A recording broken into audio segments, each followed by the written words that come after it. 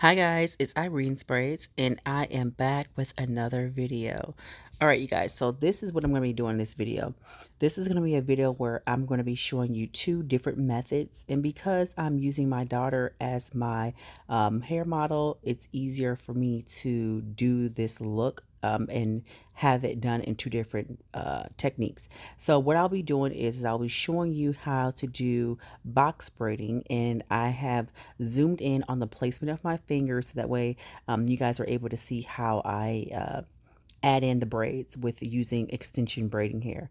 Then also I'll be showing you a second method with the rubber band method, which I absolutely love as well. And for those who like doing the rubber band method, I'm going to show you my way of doing that as well as showing you how to make a anchor braid for instead of using the rubber band, you can use the anchor braid to secure the hair as well.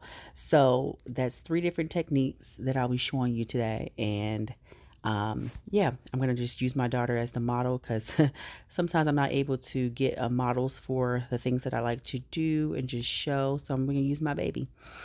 All right, you guys. So of course, I like to use Shine and Jam and Edge Wax for my product. And I like to use my Irene's Braids Precision Parting Comb, of course. And I'll be showing you here how I like to set up the hair. So this is the amount of hair that I'm using. We have 4 packs of Expressions braiding hair. So what I do is I do it the crossover method.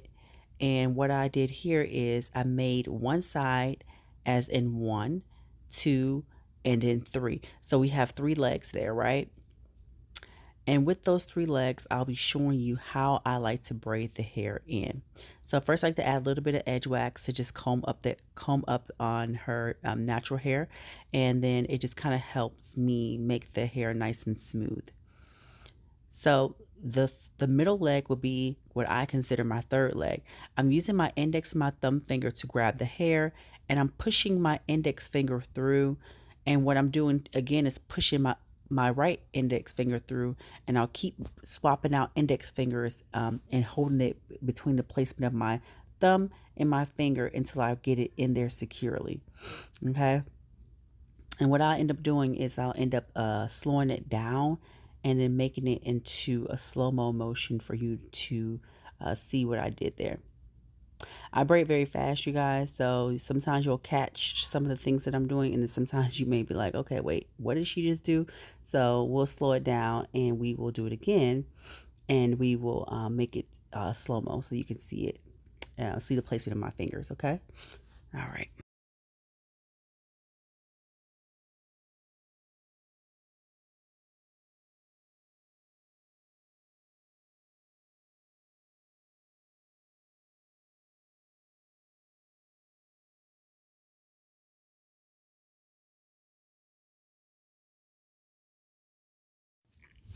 All right, you guys. So again, I'm taking her natural hair and I've placed it between my index and thumb finger. Now I'm using my left hand and pushing my index finger through where it will rest. As you can see here, I opened it up so you can see it's going to rest on top of that piece of hair. And then I'll take my right hand and push my index and thumb finger through, and it will rest, and I'll keep swapping it through until I get the braid completely in there. And once I get it in there with a good grip, I like to underhand the braid. And then I like to take the braiding hair and roll it over my daughter's natural hair or client's hair, whomever you're doing. And I'll continue to keep rolling and tucking so that way it has a clean finish. Now this might go over some of you guys' heads because I know it's difficult to try to learn how to add in the hair. Adding in the hair seems to be the most difficult thing for most of my subscribers. I see that comment a lot that they don't know how to add in the hair, so they're always looking to see where the placement of the fingers are. Guys, what I'm doing here is for advanced braiders.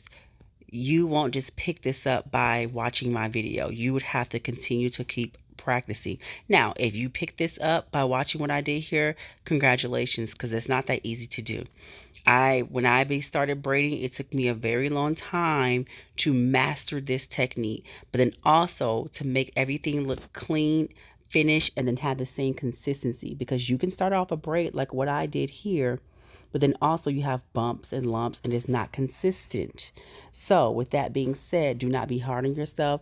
If you have to rewind this part, rewind it, slow it down, and keep practicing. That is the goal, to always keep practicing. All right, you guys. So with that being said, let's continue watching, and I will be back to help you guys learn the other two techniques that I would like to show you. Because I know I said I only had two, but it's actually three. Sorry, guys. All right, let's continue watching.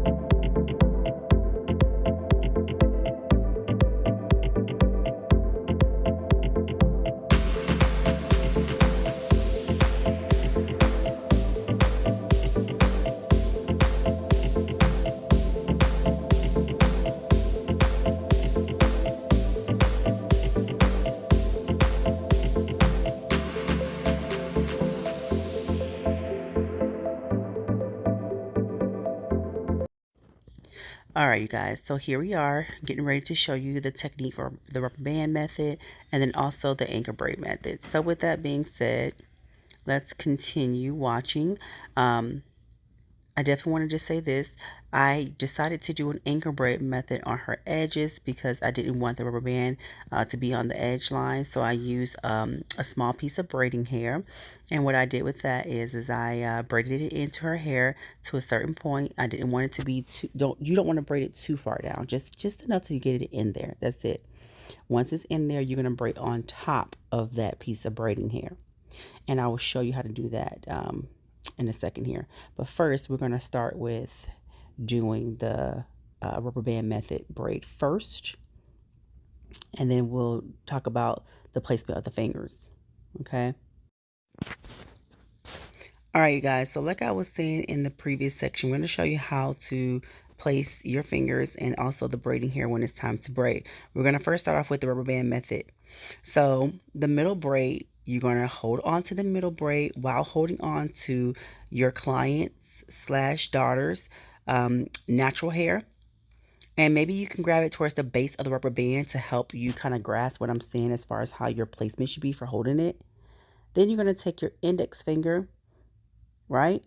And you're going to push through and rest it on top of the piece of braiding hair that you had in your right hand. Your index and your thumb should grab it together. You see that? Now, you're going to continue to keep swapping hands, doing the same thing. Index and thumb finger, push that index finger through, grab with your thumb and index finger, and you're going to continue to keep doing that until you make your braid successfully make your braid. Now, don't forget that once you underhand it, you're going to be rolling and tucking the braiding hair to cover the natural hair. And you'll continue to keep doing that method until you complete that braid. Okay. So what I just showed you here is what I will be doing with the front piece of hair here. Now, guys, what I did is I added a piece of braiding hair, and I only added that so I can try to help cover where I braided the anchor braid in. Okay. So that's why you see me crocheting a piece of braiding hair through. It just kind of helps me blend it better. Now, you see how I can still see a little bit of her, the anchor braid. So what I do is I just kind of tug and nick and pick at that little, little ball of hair at the top. And I just kind of bring it down to kind of help cover. It's not as noticeable, but I still see it, I'm sure you guys see it. But once we complete everything, you won't see it because the hair is black. But I like this method because it just helps me be able to, secure a braid without putting rubber band on her edge line. About 2 to 3 years ago, I did a video like this, and I was so excited to show this technique off to my subscribers. And at the time, I really didn't have any subscribers. I really didn't have that many. But I will say that I'm glad that I did do the video, because that video, I think today is at almost 2 million views. And a lot of people thank me for it because they were trying to find ways to braid their hair. And they said that that video was the most successful video that they were able to find to help show them how to braid their hair. So here we are again, and I'm showing it for the moms edition, for moms who likes to braid their daughter's hair. I'm starting to get a lot of subscribers from my mom group, who are into braiding their daughter's hair and learning different techniques. So here we are. And guys, just know that there is nothing wrong with adding rubber bands to your child's hair, client's hair, whomever. Where you go wrong at is if you're adding it to their hair and their hair is too thin and they cannot support the rubber bands. Also, you know, guys, please keep in mind that I am using product, and my product that I'm using is a Shiny Jam. I love to use that when I'm applying the rubber bands, so that way it keeps the braid the rubber band moisturized, but at the same time, I'm going to oil her scalp, so that way she can, I can make sure that her hair is not dry as the rubber bands are in here. When I do my children's hair, we're doing it for about a 3 week time lapse, 3 weeks, no more than 4. And I take their hair down, we do wash, blow dry, and then they go to a professional and get their hair trimmed, because I do not trim. But we don't do styles for longevity. This style is not a style that you want to keep in for a long time. This is a short, temporary, quick style for you guys, moms. This is not a style that you want to have in for 2 and 3 months, okay? That's a no-no. This is a style that we keep in just temporarily for about 3 to no more than 4 weeks. Make sure that you're oiling your daughter's hair so that way their scalp is nice and moisturized, okay? Moisturize their scalp, applied in the roots, applied around the rubber band, and applied around the braid. Okay, so like I said, there's nothing wrong with having rubber bands. It's not what you have, it's how you wear it. It's what you're doing, and how your upkeep is. That is the most important part. Then lastly, but most importantly, this is not a style that you want to continue to keep doing.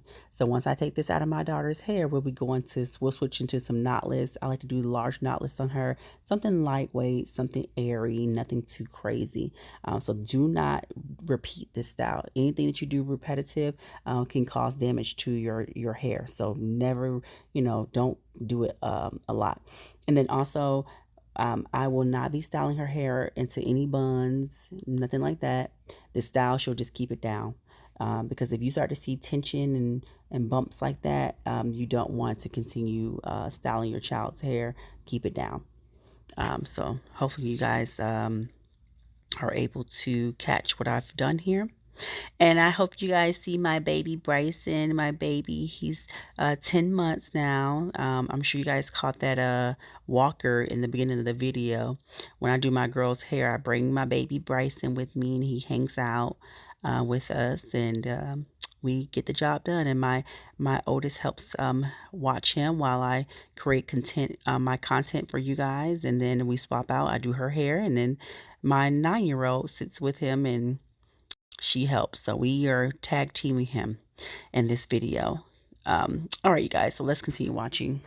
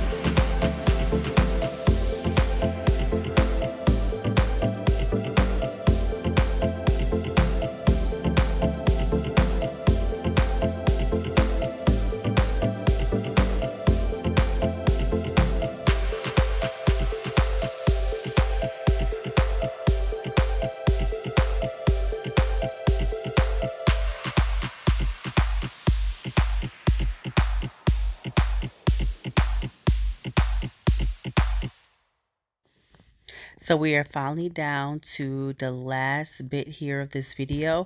I like to mirror my parts. We were going for a middle part look. And when I say mirror the parts, what I mean by that is whatever you did on your left side, make sure those parts line up with what you did on your right side.